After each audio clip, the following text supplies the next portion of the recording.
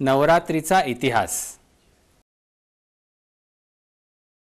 पूर्वी एकदा महिषासूर नावाचा राक्षस सर्वांना पिडू लागला।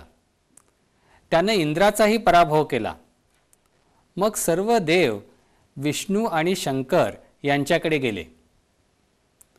महिषासुरासंबंधीचा हा सर्व वृत्तांत ऐकून सर्व देवांच्या आणि श्री विष्णू आणि शंकर यांच्या भुवया वक्र झाल्या। त्या सगळ्यांच्या शरीरातून तेजाचा झोत बाहेर पडला। ते तेज पुंजीभूत होऊन एक देवी त्या ठिकाणी निर्माण झाली। सर्व देवांनी त्या देवीची स्तुती केली। तिला आपापली आयुधही दिली। उदाहरणार्थ शिवानं त्रिशूळ दिलं, श्री विष्णूंनी सुदर्शन चक्र दिलं, इंद्रानं वज्र दिलं। आणि मग या देवीनं आश्विन शुद्ध प्रतिपदा ते आश्विन शुद्ध नवमी या 9 दिवसांमध्ये सतत महिषासुराशी युद्ध करून त्याला ठार मारलं।